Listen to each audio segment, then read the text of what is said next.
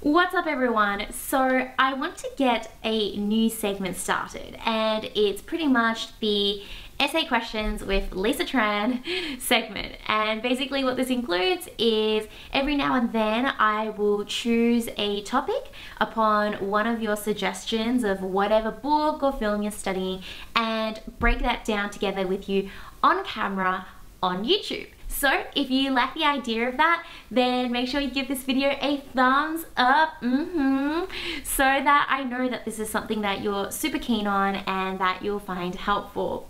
So I've taken liberty, since this is the first one that we've ever done, of choosing my own essay topic that I was interested in doing.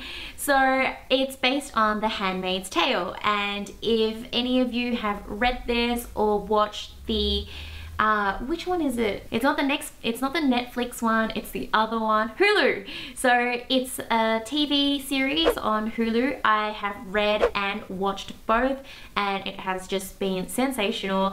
So I wanted to basically break down this prompt with you. If it's something that you haven't watched or if you haven't read it, that's not a problem at all, because the skills that I will be teaching you when it comes to breaking down an essay topic will be invaluable when it comes to actually applying it to your own studies. So let's get started. So just as a really quick summary that will probably butcher the overall meaning and the experience that you get from the book, but I don't want to really spoil it for you either. The Handmaid's Tale is set in this future world where America, or the United States, has become a dystopian society, and women in particular are reduced to nothing more than just childbearing species.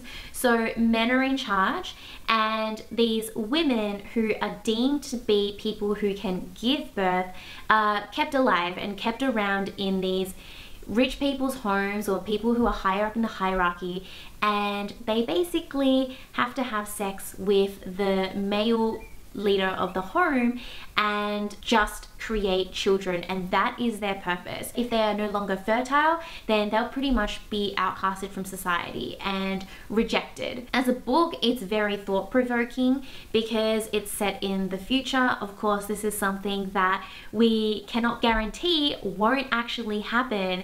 It's really scary to see how a world that was progressed, because they lived in modern American society, there was a lot of free movement happening out there, were same-sex relationships that were out in the open, people were taking contraceptives, but it regressed and it went back to a lot of old values that we had moved on from. So it really opens up a pot of questions that you can ask about where we're going as a society, where we think we're going as a society, and where it will actually end up. So that's just my quick 2-minute spiel. If you wanted to get your hands on the book, then I highly recommend it. I'll pop it down in the description box below. So the question here is, Atwood's concerns in A Handmaid's Tale go beyond women's freedom. Discuss. So the first thing I always do is I look at the keywords. We've got Atwood's concerns, go beyond, and women's freedom. The reason why we look at keywords is because we want to confirm to ourselves as the writer of this essay that we are going to stay focused and not go off topic with the essay topic. And the keywords will ensure that not only we stay on topic, but it emphasizes the ideas that we really need to focus on. So let's break down each of the keywords individually. Atwood's concerns. So this means that we have to focus on the author's intention or message in writing A Handmaid's Tale. We'd be thinking about what ideas does she criticize or condemn, or what does she endorse on the other hand. So go beyond is a very straightforward way of saying that an essay that is only focused on women's freedom probably won't be holistic or well-rounded enough. We have to look beyond the obvious. The third one is women's freedom. So what does this mean? To live in a patriarchal society, to be constantly monitored by guards and potential eyes, It's very easy to slip into just speaking about handmaids. Like I mentioned before, there's a male lead in the house who's the highest up in the hierarchy. He has a wife as well. Serena Joy is a perfect example of someone who, on the surface, ranks as the highest in female roles because she is the wife of the commander. So we see things from her perspective.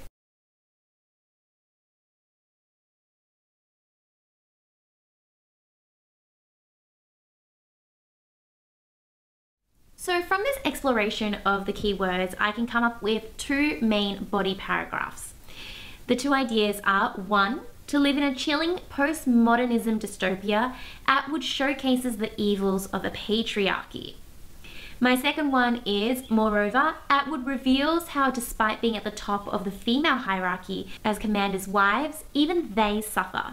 So let's have a look at both of these ideas individually. Some of my rationale behind this one include: one, Offred, who is our protagonist.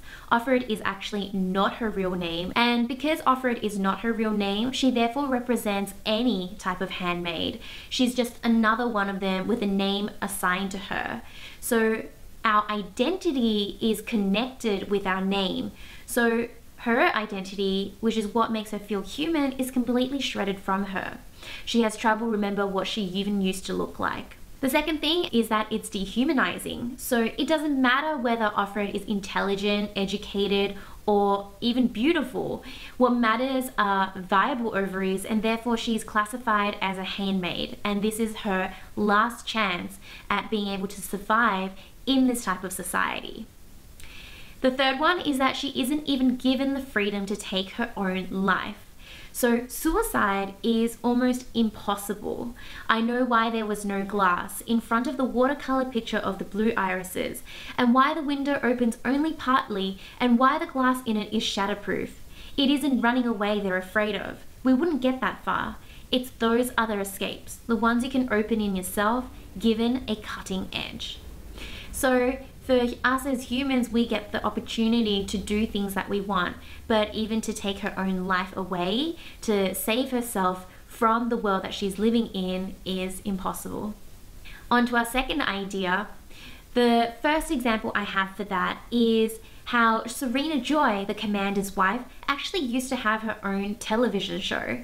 She used to be really popular and she was a celebrity, and yet she's been reduced to basically just being the commander's wife, where she lurks around in the house. She really doesn't do that much anymore, and she's just there to support her husband, and that is her role. The second is that she's forced to partake in a ritual where her husband has sex with a handmaid. Which of us is it worse for? Her, meaning Offred, or me? So you can see that even for a commander's wife, somebody who is in a high position in this society, she's the elite, basically, of what women could be, even she is suffering. So going back to our keyword of go beyond, this means that in fact we should speak about other major issues in the oval and not just about female concerns. So our first two ideas revolve around female concern, but let's see what else we could discuss. So to me, another major issue revolving around freedom that's important to talk about: has the Gilead society actually influenced men and men's freedom? So it's super easy to just target men and say that, you know, men are in power now and so it's all about the women, but there are ample examples that show that even the men are suffering. So of course there are heaps of other issues that are brought forward in A Handmaid's Tale, but the ideas that I've discussed here are the ones that personally interest me the most, meaning that I've got a lot more to say and a lot more opinion to offer in my discussion. So at this point, I'll leave it up to you guys. If you have read or watched A Handmaid's Tale, tell me what you think, or ask me any questions you have about how you would structure this essay. I'd really love to have a productive discussion with you that includes some critical thinking on your part. So yeah, let's get it started. If you like this type of advice, then you may like joining my mailing list. So I'll pop that down in the description below. Basically, I send out weekly emails to you where I answer student questions and give you more advice and tips and resources that I don't give anywhere else. It's 32 degrees today for the first time in Melbourne in like forever. So I'm going to the beach and I'm going to spoil myself right now. So I'll see you guys next week. Bye.